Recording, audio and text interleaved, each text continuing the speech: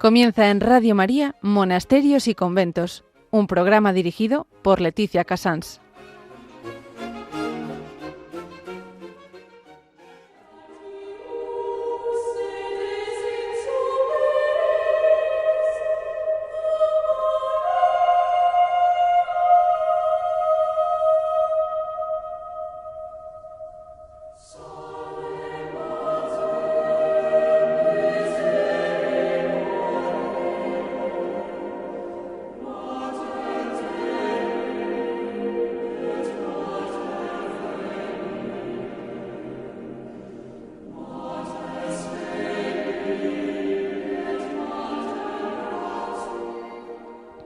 Muy buenos días a todos nuestros oyentes, son las 11, las 10 en Canarias. Estamos en Radio María y empezamos una vez más Monasterios y Conventos. Hoy, el sumario de hoy, en conjunto, va a ser una mención a San Alberto de Jerusalén, el gran patriarca de Jerusalén. Vamos a hablar con De Clausura, que nos va a comentar cómo les ha ido, cómo les está yendo ese apoyo que tienen a los contemplativos, tanto de presencia a través de las reuniones del claustro, como esta oferta que han hecho a los monasterios para que no pasen tanto frío. Así es como ellos lo han dicho. En historia, más que historia, vamos a hablar un poco de mezcla de historia con el carisma, de la vida del desierto de las Batuecas. Ya les introduje un poco lo que era y hoy tenemos la oportunidad de hablar con el padre prior, Francisco Brundle. Y después, en Piedras Vivas, el padre Juan Carlos Ortega, a ver qué nos cuenta hoy. Yo le voy a seguir preguntando dudas, porque esto no se acaba nunca y yo nunca termino de aprender, así que a mí me viene muy bien aprender con ustedes lo que nos quiera contar. Así arrancamos con la agenda, el San Alberto de Jerusalén.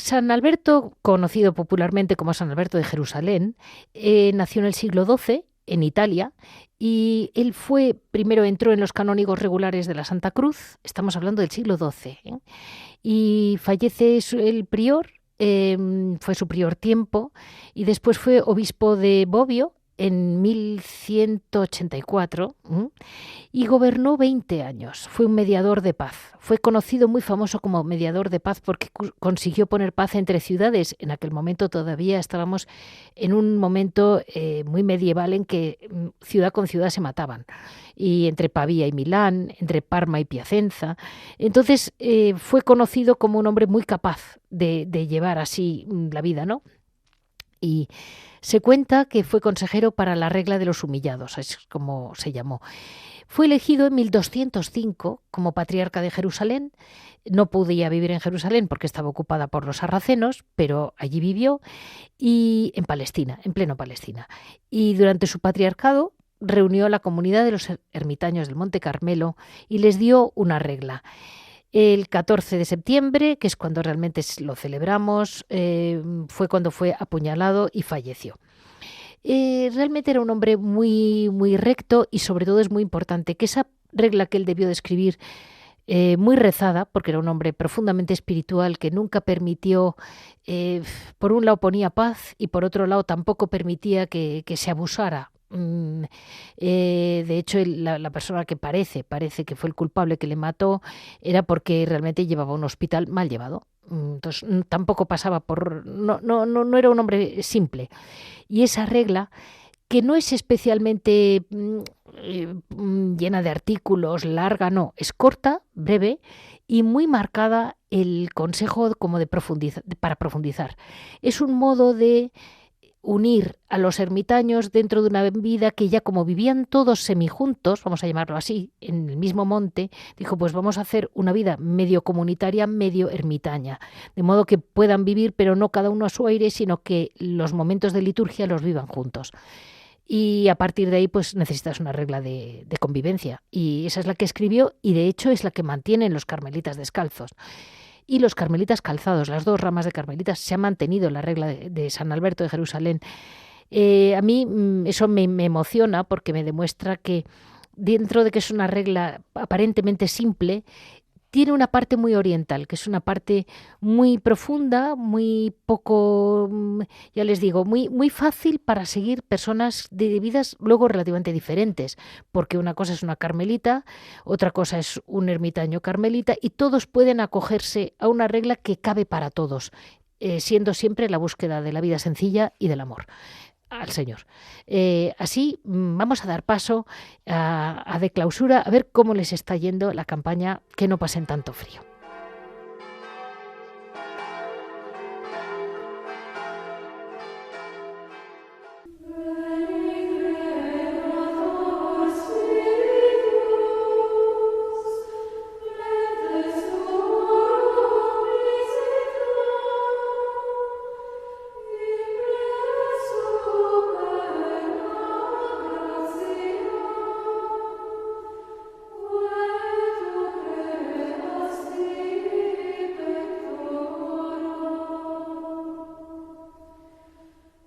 Hoy como noticia es realmente más que una noticia, un agradecimiento a todos ustedes, porque vamos a estar con el director de la Fundación de Clausura, que realmente han montado una campaña que muchas de las propias monjas no sabían ni que había campaña, y me han llamado un par de conventos, muy divertido, porque me llamaban y me decían, Leticia, ¿quién es esta gente? Porque nos han dicho que nos ayudan con la calefacción y están las hermanas mayores contentísimas.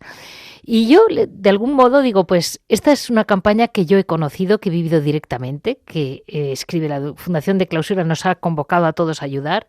Y de algún modo es ayudar, comentarles a ustedes cómo es una ilusión. Cada vez que se hace una campaña en Radio María, campañas que hace la Iglesia, ver que llegan a fruto y ver que realmente funcionan. Pasa como con Radio María, pues aquí estamos, y estamos gracias a ustedes, del mismo modo que tantas organizaciones de la Iglesia.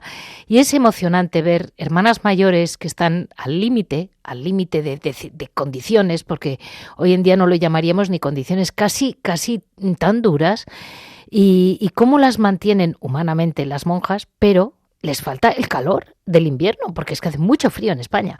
Así que hoy estamos con Agustín de Asís, que además de la preocupación espiritual de las monjas, tienen estas campañas. Muy buenos días, Agustín. Muy buenos días, Leticia, ¿cómo estás? Bueno, pues una ilusión poder hablar contigo. Lo primero, muchas gracias por estar aquí. Y te quería decir que esta campaña ha salido muy bien. Las monjas están muy contentas, eso me han dicho. Sí, la verdad es que gracias a la generosidad de tantas y tantas personas y también de instituciones y de empresas, ¿no? La verdad es que podemos decir que la campaña está siendo un éxito. Nos lo habíamos planteado, perdóname Leticia, sí, para todo el mes de enero. Habíamos puesto un objetivo de recaudación para el mes de enero y el día 15, es decir, 15 días antes, ya lo habíamos alcanzado. Bien. Y de todos modos se puede seguir, vais a seguir. Claro, sí, porque claro, nosotros habíamos puesto ese objetivo pues como por un promedio, calculando un promedio para las primeras 80 comunidades con las que habíamos contactado. Pero como tú muy bien has dicho, son muchas otras las que al enterarse de la campaña se pusieron en contacto con nosotros para pedirnos que la incluyéramos en la misma, ¿no? Y por eso hemos decidido ampliar la campaña mantenerla hasta el 31 de enero y poder así llegar a más comunidades. Lo que me hace ilusión es decirles a nuestros oyentes, ¿a quién llega este calor? Pues a esas hermanas mayores, enfermas, ¿verdad? Efectivamente. 80 comunidades inicialmente, como os digo, ahora Sí. vamos a poder llegar a muchas más, de distintas órdenes, de muchas órdenes y de muchos lugares de España. Fíjate que, claro, cuando pensamos en el frío, pensamos en el norte, ¿verdad? O en el centro. Pero el otro día tuvimos un encuentro en el claustro con las clarisas de Montilla Sí. y en las imágenes allí, por el ordenador, veíamos a hermanas, estamos hablando de Córdoba, ¿no?, con un gorro de lana puesto, con el abrigo, con guantes, y decíamos, qué barbaridad, y es Córdoba, ¿no? Sí, sí, sí. Es que es verdad que de repente el interior de Murcia, de Córdoba, de Granada, ahí hay unos picos de frío que te mueres. Claro, claro. Y en esos edificios, ¿no?, en los que están, con esos muros, con esos techos altísimos, con ese aislante, pues muy malo, ¿no? Claro. Pues la verdad es que el frío es intenso, ¿no? Buah. Y yo cuando voy a ver a mi hija, a Ávila, que bien conoces, cuando te metes dentro, como no ha entrado el sol desde que murió Santa Teresa, pues claro, no te puedo explicar, las piedras no han perdido color, están iguales, pero claro, el frío que hay dentro... Claro, imagínate. Hay veces que sales a la plaza de Ávila a tomar el solecito. Sí. Pues Leticia, hoy yo estoy en Ávila, estoy aquí y es un día lluvioso y precisamente estaba pensando en esto, ¿no? Digo, bueno, al frío se le une la lluvia, con lo cual las circunstancias son curiosas, ¿no? Y realmente el ayudar a estas hermanas mayores, que mucha gente puede decir, ¿y para qué? Y digo, pues porque son las que dan alma a la gente joven que entra, ¿verdad? Claro, es que, en fin, son las que, el ejemplo, ¿no? El Claro. ejemplo, el testimonio vivo para las nuevas generaciones, ¿no? Y la verdad es que lo que tú decías, nos han mandado testimonios preciosos, ¿no? De las hermanas, de las mayores y de las jóvenes, agradeciéndonos, agradeciendo a ustedes los que han aportado su granito de arena para poder hacerles el invierno más soportable. Claro. Hago un inciso y es que recuerdo a nuestros oyentes que a través de Clausura, si hay alguna causa que quieran pedir una oración concreta, siempre pido a la gente que sea algo grave, o sea, algo que realmente tenga mucho sentido que Dios intervenga porque aquello no podemos con ello, que de Clausura te canaliza la oración por distintos monasterios. Efectivamente, hay un apartado de oración en la que nos pueden hacer llegar sus peticiones de oración y nosotros lo enviamos cada semana, se lo enviamos a 630 monasterios y conventos de toda España. Entendido.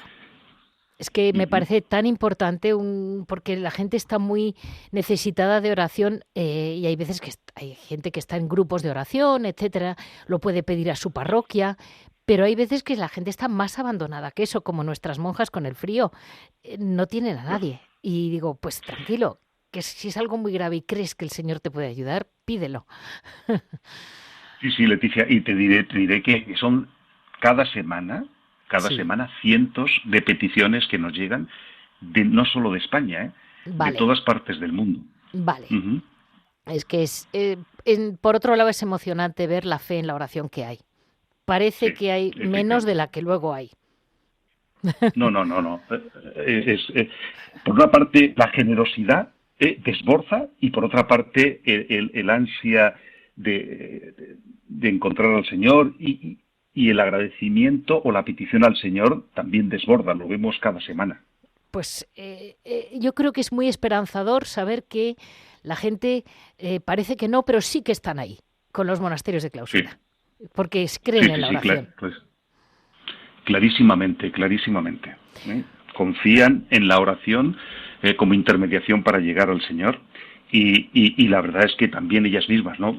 Nos mandan mensajes de agradecimiento constatando que muchas de esas peticiones se han cumplido o las han entendido, en fin, es muy satisfactorio. Pues así damos muchísimas gracias a nuestros oyentes y todavía más a ti, hoy que has estado con nosotros. Les recuerdo a nuestros oyentes que hemos estado con Agustín de Asís, que es pues la cabeza de la Fundación de Clausura y que tiene detrás todo un equipo de voluntarios, de gente que trabaja con él, para él, y los muchos monasterios que yo creo que rezan por él y le amparan muchísimo. Muchísimas gracias. Qué mejor regalo, ¿no? El que se acuerden de nosotros en sus oraciones, ¿no? Desde luego. Gracias, Leticia. Muchísimas gracias. Leticia, un abrazo fortísimo. Gracias.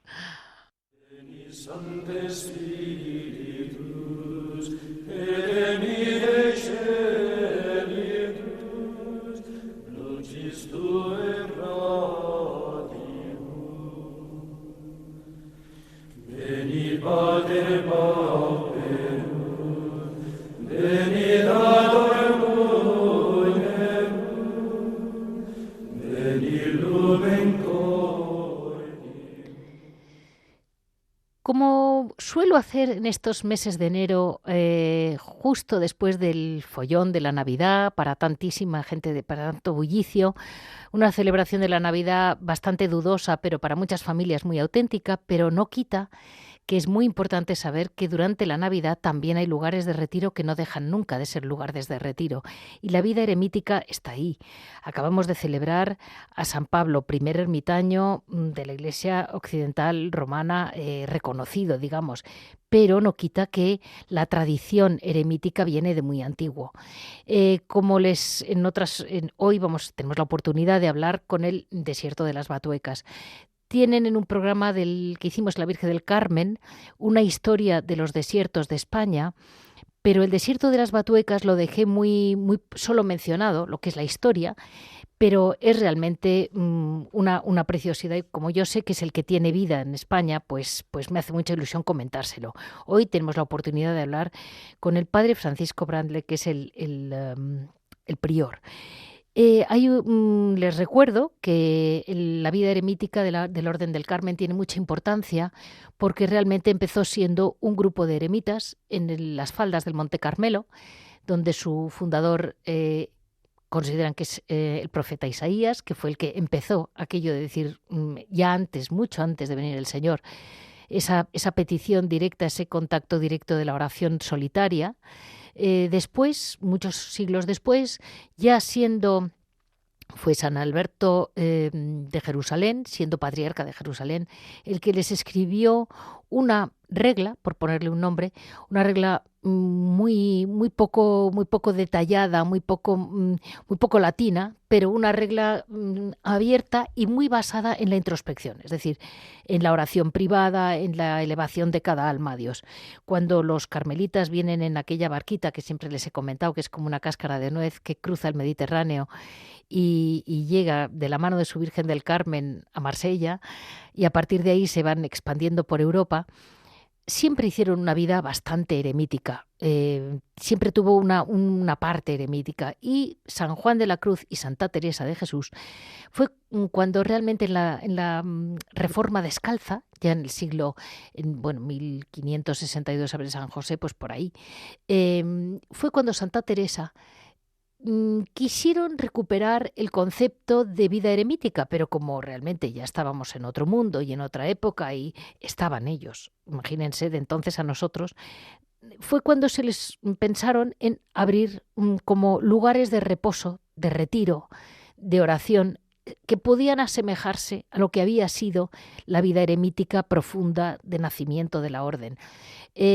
Así se crean los desiertos en España. El primero fue el desierto de Bolarque, en Guadalajara, y son normalmente parajes espectaculares, muy bonitos, pero así lo describe la santa, porque quiere que sean lugares donde haya agua, donde haya frondosidad, donde haya capacidad de retiro, donde realmente sea un lugar que transmita además un poco de paz a las personas que se retiran, en principio a los frailes.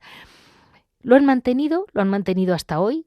El monasterio de las Batuecas es un monasterio, pero es donde se hace una vida cenobítica, eremítica, porque hacen dentro de todo lo que es el llamado desierto de las Batuecas, se llama San José, por supuesto, San José de las Batuecas, lo recompró, entre comillas, después de la expropiación de 1830, creo, Madoz, sí. La Madre Maravillas, la actual Santa Maravillas de Jesús, fue la que lo puso en marcha con el Padre Tomás, que fue el primero el Padre Tomás lo había luchado mucho en su día, y creo que es otro Padre Tomás el que está, el Padre Valentín, que es un carmelita descalzo que tiene una obra espiritual preciosa, vivió mucho tiempo en Batuecas y realmente ha sido una fuente de espiritualidad. Ya nos contó en su día, hace muchos años, el Padre Miguel Márquez, que ahora está en Roma y supongo que echará de menos sus Batuecas porque le encantaba irse allí. Y hoy tenemos la oportunidad de conocer mejor la vida y la comunidad en el desierto de las Batuecas. Muy buenos días, Padre Francisco. Buenos días. Pues muchas gracias. Les aviso a nuestros oyentes que puede haber errores en la comunicación porque no estamos hablando de un piso de una ciudad, sino que estamos hablando del precioso desierto de las Batuecas y la dificultad natural de comunicación. Padre, acabando este tiempo litúrgico de la Navidad, después de las celebraciones, de mucho ruido, de mucha reunión familiar, mucha reunión de amigos, recordar el silencio y la soledad como caminos seguros para conocer el Señor. Díganos, Padre Francisco, ¿es verdad que una vida tan solitaria luego no se sienten solos? Bueno, ciertamente nuestra vida no es un aislarnos, sino un introducirnos en el corazón. Y yo creo que eso nos pone más cerca de todo el mundo, aunque parece que estamos más separados. Sí, es curioso, Padre, pero es que es muy difícil entenderlo desde fuera. Y mantienen el silencio. Sí, es posiblemente algo difícil, sí, porque es la experiencia la que te va dando, diríamos, ese sentido de comunión con los demás, estando aparte. Porque así dicho de teoría, no es ninguna teoría, es una experiencia. Y claro, hay que hacer la experiencia. Te acabas viendo que mucha gente que pasa por Batuecas, que de repente cree que va a estar aislada, se encuentra con que realmente ha encontrado el verdadero centro para acercarse a los demás. Entendido. Vale. ¿Y el desierto de las Batuecas, Padre, es el silencio tan suave como lo describe la Biblia? ¿Es ese regalo de la naturaleza para oír a Dios? ¿O el silencio se hace denso? No, la verdad es que el silencio de Batuecas lo es porque es un don de Dios. En cuanto que aquí no tenemos ruido de motores ni de nada porque no hay carretera. La carretera pasa a 200, 300 metros y es una carretera apenas transitada. Por tanto, el ruido de coches no oímos. Y luego la naturaleza tiene sus ruidos tan bellos, ¿no? El aire, cuando hay aire, diríamos, pues los animales, un canto de un pájaro que se puede oír. Claro. Todo eso es algo que no rompe para nada el silencio, sino todo lo contrario, le da al silencio un contenido, pues eso, tan profundo como que se abre a la capacidad después de poder escuchar la verdadera palabra, que es la palabra de Dios. La palabra de Dios, la Biblia menciona muchísimo a la naturaleza. Es verdad que ellos, los profetas, continuamente están mencionándola. Y ustedes como carmelitas, hablo de ustedes como si usted fuera de tiempos del profeta Elías, ¿sabe? Siguieron desde las primeras ermitas del Monte Carmelo la regla de San Alberto de Jerusalén. Dígame, cuéntenos cómo nació esta regla, por qué les pidieron una regla y qué es lo que les ha hecho perseverar hasta hoy, porque si no me equivoco es la que utilizan básicamente. Sí, la regla surge como todas las cosas para de alguna forma organizar la vida de unas personas que quieren vivir en común, porque vivir en común ya no es cada uno hace lo que quiere, sino que tiene que tener como una serie de esquema de vida que le pueda poner en comunión con los demás. Y por eso cuando ya se reunieron unos cuantos eremitas, diría, porque al final iban como eremitas, en el Monte Carmelo, fue el patriarca Alberto de Jerusalén el que les dio esa regla para que pudieran vivir un poco ese espíritu comunitario que es tan necesario cuando ya se vive entre personas en un lugar determinado juntos. Y eso es lo que de alguna manera constituyó la Orden del Carmen como principio, en la regla.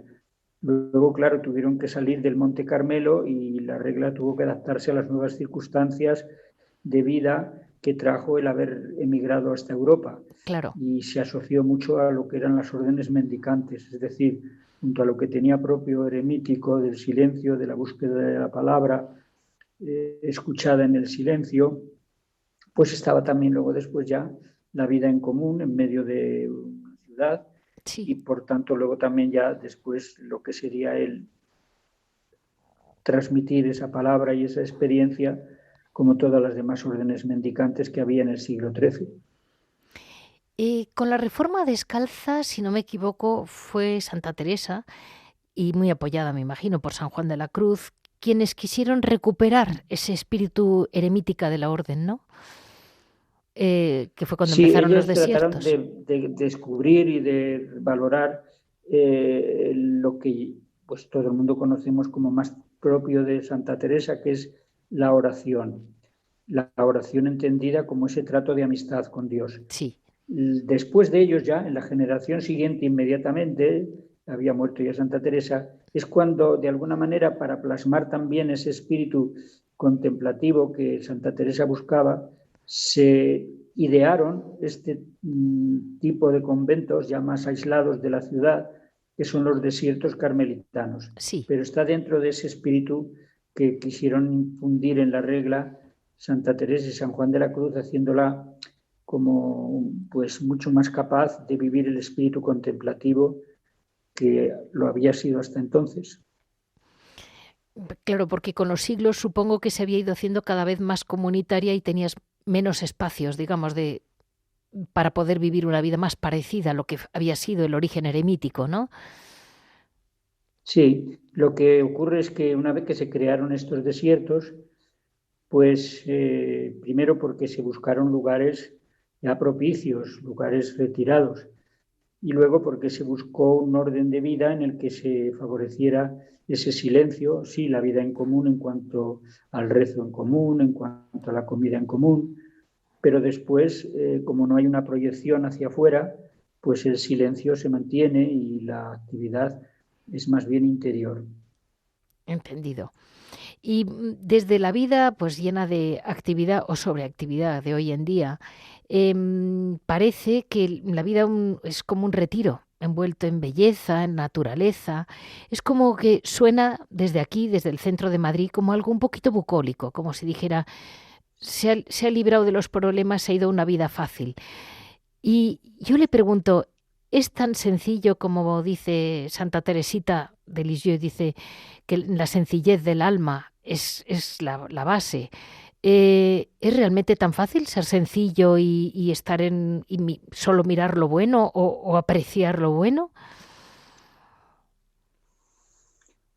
Bueno, no cabe duda que es un don. O sea, llegar a Batuecas, todo el mundo acaba reconociendo que es un don, una gracia de Dios el haber venido aquí.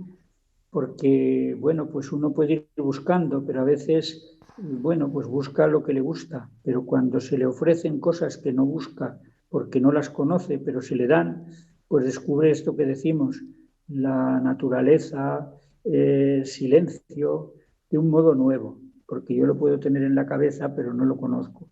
Y sin embargo, cuando lo vivo y lo experimento es cuando lo conozco, que es un poco lo que de alguna forma pues acaban descubriendo los que llegan a Batuecas, que es un lugar especial, por eso, porque favorece el trato con la naturaleza, favorece un silencio interior y hace, al fin, pues el corazón del hombre a una interioridad que normalmente pues no se vive porque no se llega. Claro. Estamos muy en la superficie y aquí en Batuecas se permite eso, el poder ahondar en el interior de cada uno. San Juan de la Cruz vive muy intensamente ese paso suyo. Tuvo una vida muy difícil, sin duda, y cómo supo, me acuerdo muchas veces en Granada, en lo que ahora es el Carmen de los Mártires, que es donde él escribió, ¿no? Debajo de un árbol que aún está. Dicen, bueno, dice la leyenda, no lo sé. El cántico espiritual. Es muy impresionante cómo mirando un paisaje y allí escribe algo tan profundo. Es que no cabe la menor duda de que el pararse a contemplar da también una hondura de conocer que no se tiene normalmente, ¿no? Porque, bueno, pues se puede uno llenar de datos y poder escribir sobre cosas desde los datos que le dan, pero escribir desde dentro, desde lo que uno vive, pues es muy distinto. Y San Juan de la Cruz, desde luego que es el gran, diríamos, escritor de experiencia y de vida, que es lo que quiere transmitir. Es muy impresionante cómo le entienden, además, que yo, la actual beata Ana de Jesús, que tanto le quiso, tanto le admiraba, me llama la atención porque también María de San José, las primeras monjas, hablo de las primeras que siguieron a Santa Teresa, cómo le entendían de bien. Porque todo esto, como usted dice muy bien, hay que vivirlo para poderlo entender un poco. y ustedes, yo he tratado varios carmelitas que es que lo entienden. Y yo digo, yo lo he leído y digo, sí, pero sé que me estoy enterando de la cuarta parte de la mitad. Soy consciente de que no me estoy enterando de nada. Aunque es precioso, es muy bonito, hay momentos en que da mucha paz, todo. Pero comprendo que no me estoy enterando de nada, soy honesta, pero veo que ustedes, o sea, esta beata Ana, cuando tira de él para que les pincha para que termine el cántico espiritual, digo, esta mujer le entendía perfectamente. Digo, pero si es que no era Einstein y entendía todo. Y le hago una última pregunta sobre la vida en Batuecas. Hoy en día hay una pequeña comunidad fija, ¿verdad? Sí, aquí estamos en la comunidad de carmelitas, Vale. 7 de comunidad, que vivimos, como digo, la vida carmelitana en este estilo desértico, ¿no? Es decir, Sí. del desierto.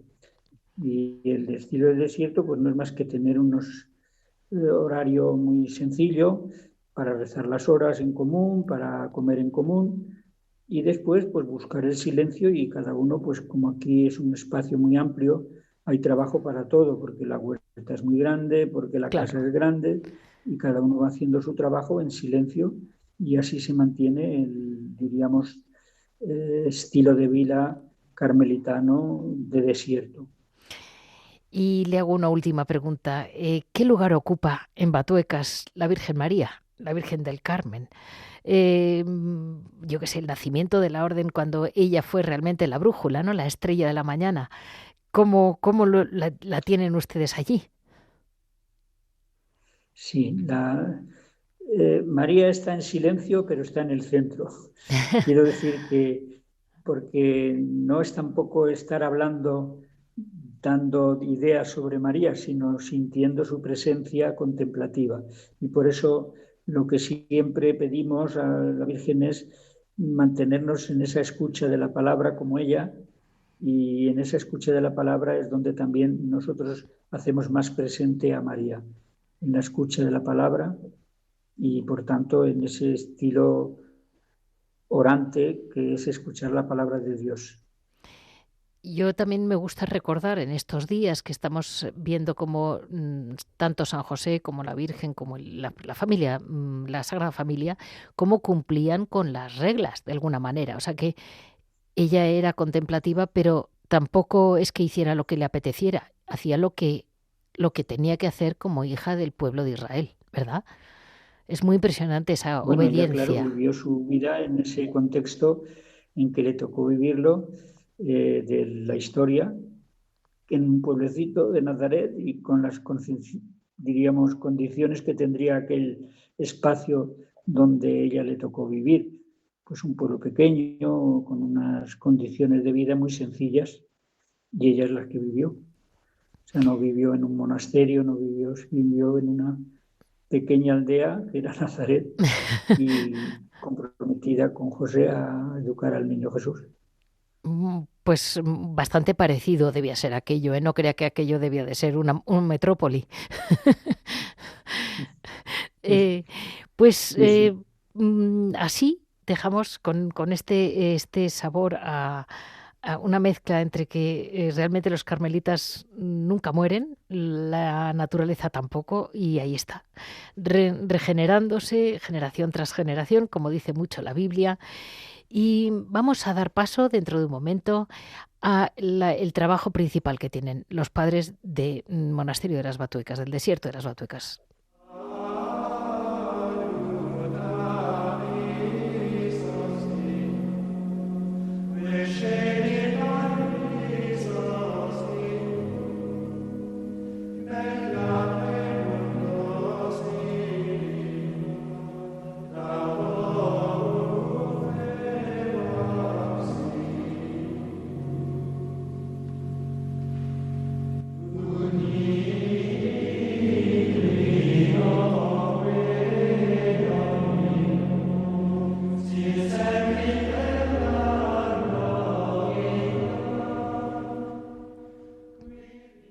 Mm, Continuamos en el desierto de las Baduecas sabiendo un poco los padres, aparte de la vida interior, que ellos tienen ustedes una hospedería, ¿verdad, padre? Sí, sí, hay una hospedería porque el espacio no queremos tampoco, digamos, cerrarlo a personas que viniendo por aquí puedan disfrutar como nosotros lo disfrutamos. Y bueno, pues hay unas 17 habitaciones que normalmente, quitando este mes de enero, pues están siempre, no digo todas ocupadas, pero bastante ocupadas y hay momentos en que está todo lleno. Y realmente la gente que va, ¿qué impresión le causa? ¿Se quedan mucho tiempo, poco? ¿Cómo acaba siendo la media, por ponerle un nombre, Bueno, ¿no? generalmente, claro, disponen de poco tiempo y siempre acaban anhelando haber podido estar más tiempo. Y por los testimonios que van dejando, lo que les impresiona sobre todo es cómo pueden descubrir aquí lo que no se descubre en otros momentos y en otros lugares, que es esa experiencia amorosa de Dios y de la que les envuelve pues, a través de la creación, a través del silencio, a través de la oración, que pueden vivir aquí mejor que en ningún sitio. Y dígame, Padre Francisco, hoy, si no me equivoco, hay una figura que no era común, o habrá habido de todo en la historia, pero que son seglares que se han quedado a vivir con ustedes. Bueno, eso de siempre fue algo que estaba ahí algo en nuestras leyes, al final como apéndices, seglares que puedan vivir vida común. Claro. Y de hecho así es aquí en Batuecas, que son personas que quieren vivir la vida carmelitana, pero no ya como religiosos que tendrían que estar entonces dispuestos a, pues eso, ir al sitio donde les mandara el superior, sino como religiosos en tanto en cuanto se pueden ligar a una comunidad porque esa vida de esa comunidad es la que verdaderamente les llena. Y por eso hay personas que, llegando a Batuecas y de alguna manera saboreando esta vida, pues prefieren ya quedarse en Batuecas para siempre y en esa medida entonces por eso entran como seglares de vida común, que no tienen por tanto que hacer unos votos canónicos y someterse a eso, a que tienen que estar en un sitio o en otro. Se ligan ya a una comunidad y en concreto a esta comunidad del desierto de Batuecas. Y así tenemos aquí por lo menos 3 personas que viven en ese régimen. Pues aprovecho para decirles a nuestros oyentes que muchos vieron la película Libres, que el representante, entre comillas, de un poco la vida de Batuecas, que la explica muy bien y la explica con mucha gracia, yo enseguida me extrañó un poco, pero porque estoy muy metida en esto. Y comprendí, y luego ya hablé con los padres y me dijeron que es que era un chico seglar, un señor seglar, que está haciendo vida con ustedes, y me pareció pues muy enriquecedor, porque estoy segura que hay muchas personas que hoy en día, que se viven tantos años, nunca se sabe lo que nos va a pasar mañana, pero estoy convencida que es un gran cumplidor de la regla y un gran cumplidor de la vida de Batuecas, ¿no? Sí, sí. Y Es una de las experiencias bonitas sí, que hay momentos en la vida en que ya llega uno a decir, bueno, pues quizá me tenga que plantear la vida de ese modo más contemplativo porque ya he hecho lo que tenía que hacer. Sí, ¿verdad? Es un poco así, ¿eh? No crea que nos faltan ganas a muchos, ¿eh? Y una última cosa, es que siguiendo la vida eremítica en varias ermitaños y ermitañas en España, que hay bastantes, al final encuentro que la vida en Batuecas tiene de completo, usted me corrige, primero que tienen los sacramentos, que es clave, porque claro, vivir solo en una gruta, al final veo yo que acaban, pues eso, olvidando un poco a la Virgen, luego de repente hay ermitas ocupadas por gente que no es ni siquiera católica o cristiana, pero quieren vivir una vida un poco, más bien un poco oriental el concepto. Y eso me gusta de Batuecas, que mantienen, pues eso, el hueco, como usted ha dicho muy bien, lo que está es lleno de Jesús, no es un vacío. Sí, efectivamente, nosotros aquí en Batuecas, al vivir una vida comunitaria, tenemos siempre el apoyo de la comunidad, que es clave cuando uno tiene esta vocación, claro, lógicamente. Bueno, pues muchísimas gracias por estar ahí, sobre todo. Muchísimas gracias porque al final nos beneficiamos todos de la oración de los contemplativos y mucho más personas como ustedes que teniendo, esto se lo comento a nuestros oyentes, el padre Francisco Brandle da conferencias magníficas, dan ejercicios online, de todo. Pero al final, pues una serie de dones que uno dice, ¿por qué no está usted por las plazas predicando? Y está haciendo algo que a lo mejor tiene mucha más importancia, que es estar ahí para pedir por nosotros en gran parte y ser el peso que comunica con Dios directamente. Como dicen muchas monjas, somos el corazón de la Iglesia. Que este año es especialmente dedicado a San Juan de la Cruz, toda la comunidad lo viva con intensidad y lleguen ustedes a ser, pues eso, como San Juan. Ese es el gran deseo. Muy agradecido también y que San Juan de la Cruz nos siga iluminando. Gracias. Muchísimas gracias, Padre Francisco. Hemos hablado con el padre Francisco Brandle, prior de la comunidad del desierto de las Batuecas. Es la comunidad que queda abierta en España de los desiertos que hubo. Quedan 2 en uso, el de Las Palmas de Castellón, con quien hablamos hace 6 meses, pero realmente la vida que se hace se ha convertido en vida carmelita, por supuesto, pero no expresamente el concepto de desierto. Y Batuecas es el que mantiene un poco mantiene la vida eremítica, al mismo tiempo comunitaria, como ha explicado muy bien el padre, que eso da un cierto amparo, porque tampoco en cualquier mundo siempre es difícil, pero a lo mejor las comunicaciones, hoy en día estamos acostumbrados a muy buenas comunicaciones y solo el estar tan aislados ya es impresionante. Él ha dicho, no estamos aislados, estamos aquí pendientes de todos, y es verdad. Es increíble cómo se enteran de todo. Y no sé ni cómo porque nadie comunica con ellos, pero ellos se enteran. Y lo más importante, como se enteran del alma del mundo, pues ahí está, se enteran de todo. Muchísimas gracias a las Batuecas y a todos ustedes. Si algún día tienen ilusión de conocerlo, que es un precioso lugar y una especie de retiro sin fecha, lo tienen ahí. Vamos a seguir adelante hablando con el padre Juan Carlos.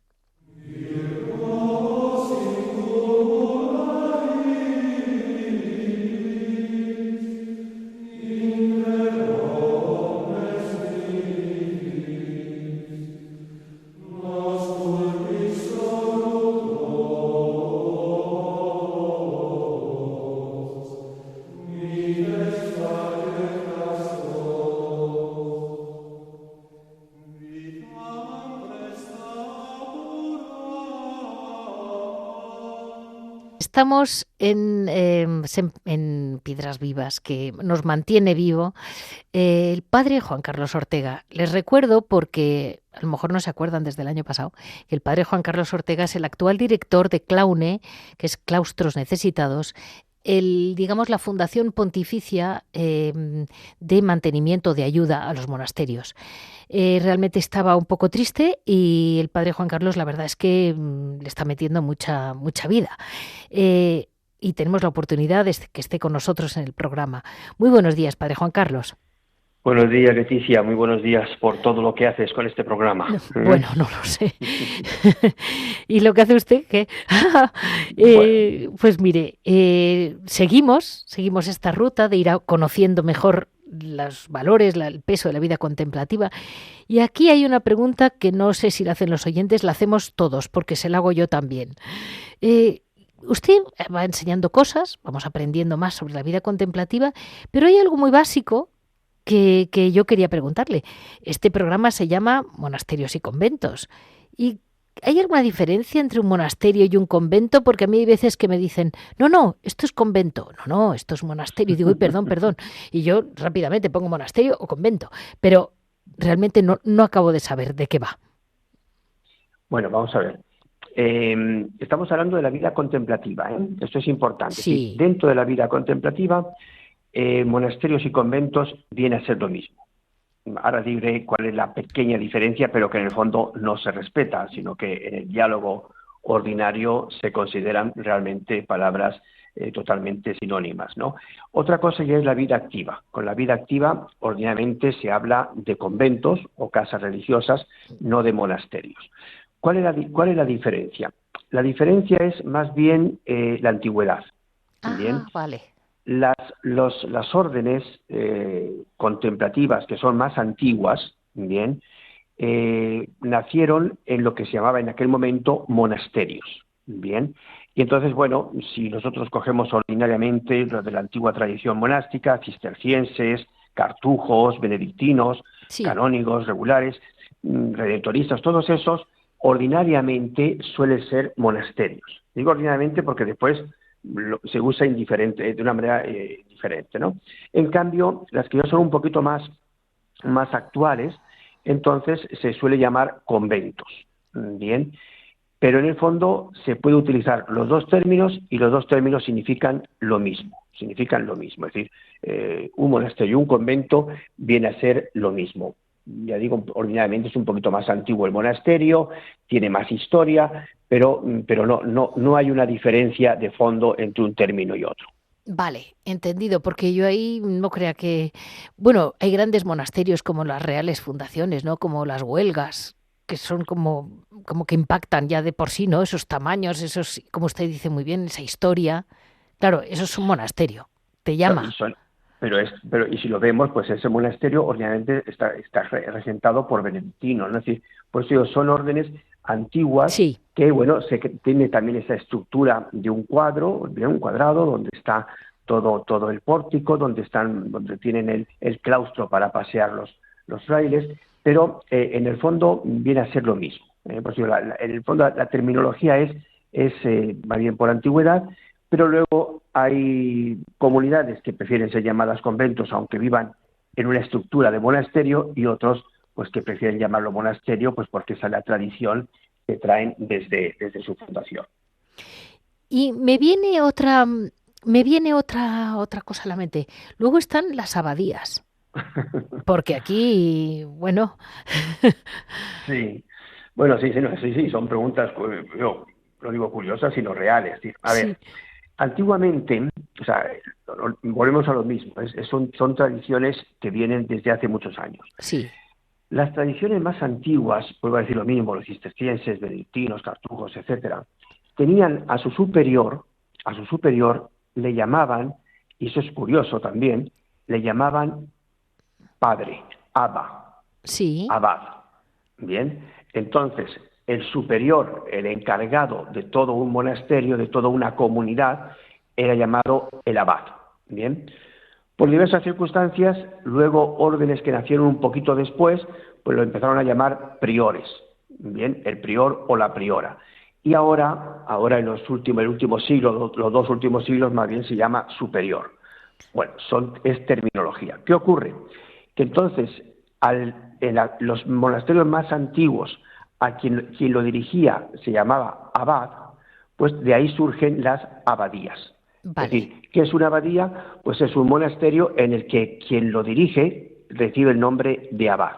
Entonces, normalmente, lo más normal, siempre habrá excepciones porque no es una terminología vinculante, que las abadías se refieren a monasterios muy antiguos, monasterios de las primeras congregaciones, cister, benedictinos, en fin, todo ese tipo de congregaciones más antiguas. Medievales para atrás. Pero medievales de la primera media, Sí. Porque ya después los franciscanos, los dominicos son los que empiezan un poquito a poner también la terminología de prior, los franciscanos menos y las clarisas, pero después ya dominicos empiezan ya a utilizar el término de prior. Pero bueno, ya digo, son terminologías que siempre, no sé, cuando cualquier cosa es nueva, pues algo hay que hacer nuevo. Pero yo creo que no hay que, no crear mucha confusión y que los términos utilizarlos de una manera prácticamente sinónima. Es mi consejo, no hay que darle mucha vuelta. Y que luego el padre abad, por ejemplo, yo recuerdo alguna foto que he visto del abad de Montserrat, hablo de los años 40, 50, no estoy hablando de ahora, en aquel momento eran es que tenían habían heredado una autoridad, porque ya no les quedaba tierra como habían tenido en la Edad Media. No tenían poder real probablemente, pero el respeto y la autoridad que tenían era enorme. Bueno, es que también históricamente, que he metido otro tema, que este sí es un poquito ya más peculiar y no es, que es lo que se llamaba abad primado. Eso. El abad primado pero sí ya es un reconocimiento que daba la Iglesia, que daba la Santa Sede. Bien, es un abad al que le hacen obispo. Bien, obispo solamente de su monasterio, pero es obispo. Bien, claro, digo de su monasterio ahora, en aquella época, tú lo acabas de mencionar, los monasterios, las abadías tenían mucho terreno y entonces eran, por decir así, el obispo de todo ese terreno, ¿no? Que no pertenecía a la diócesis, sino que tenía su primacía, ¿bien? Pero esas son cosas históricas que ya no tienen un valor. Siguen existiendo nominalmente abades primados, pero simplemente es porque pues que ya es la costumbre de que viene de ese derecho que se tuvo en un momento dado, ¿no? Es que es muy emocionante la Iglesia a veces, esas herencias que realmente hoy en día hablas con un padre abad y son muy normales, con perdón, no es hablar con una... no es un trono de oro, no. Así es. Pero es curioso, ¿no? Cómo se mantienen, se van arrastrando tradiciones que se mantienen y ahí están, y los nombres quedan y luego la gente se confunde. Sí. Pues yo al menos mi consejo es que estos términos tenemos que usar de una manera totalmente sinónima, es decir, no hay que darle, aunque luego etimológicamente tenga un matiz diferente, pero bueno, viene a ser lo mismo. Bueno, pues así nos quedamos con ese poco conocimiento o mucho, no lo sé, de los monasterios, de los conventos que ya hemos visto, que es una cosa muy parecida. Y yo añado que en este programa que hemos hablado de los desiertos, de las batuecas, pues hemos hablado con batuecas. Y además esta Santa Teresa, que ya no lo llamaba ni convento, lo llamaba Palomarcico. O sea que si nos podemos apretar, aquí vamos bajando. Y luego recuerdo un hermano franciscano que le llamé, y es un monasterio muy bonito, el de la Rábida, cuando hablé con él. Y le dije, padre, y me dijo, no, llámeme usted hermanito, por Dios, yo no merezco ni ser un hermano. Y digo, uy, perdone, hermanito. Y se ha quedado en un gran amigo mío, porque yo le adoro. Y es curioso, pero es verdad que cada orden luego va marcando a las personas. Y entre ellos, cuando ya han vivido años allí, sí lo viven, sí lo respiran de alguna manera. Pero vamos, como usted dice, no es para nosotros, es para algo que viven ellos cuando están dentro, entre comillas. Sí, digo, es una realidad y, como tú dices, es una riqueza de la Iglesia, porque cada uno expresa un matiz de esa totalidad que es Dios nuestro Señor, ¿no? Nos es imposible abarcar a Dios nuestro Señor, pero toda la Iglesia sí lo abarca a través de los diversos carismas y las diversas personas que expresan pues detalles muy concretos de lo que es Cristo, de lo que es Dios para cada uno de nosotros.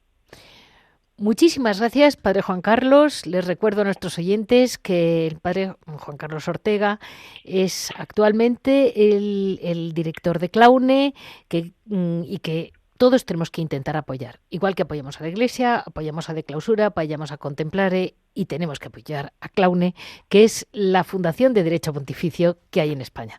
Bueno, que hay en la Iglesia, creo.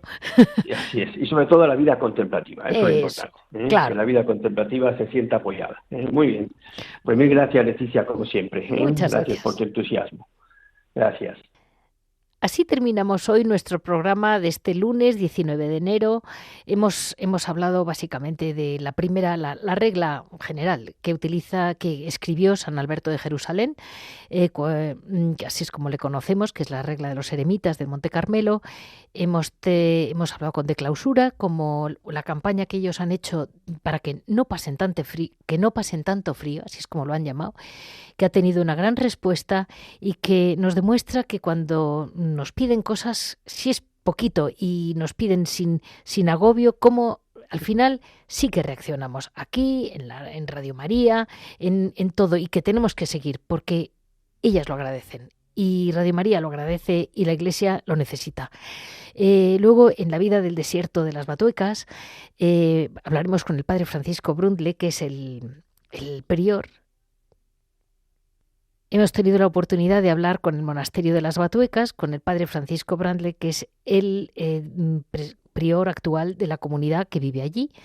En Hora et Labora nos enteraremos además del silencio y de la paz que da la naturaleza, que hacen.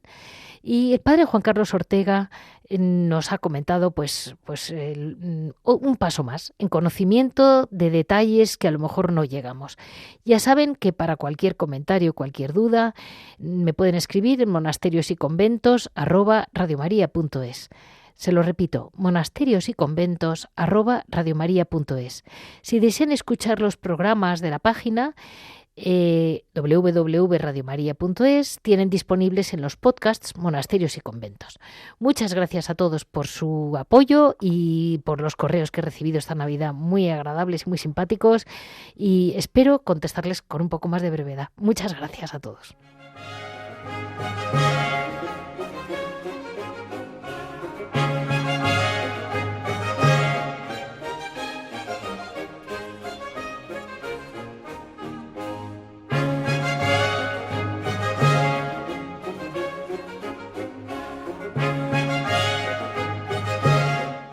Han escuchado Monasterios y Conventos, un programa dirigido por Leticia Casans.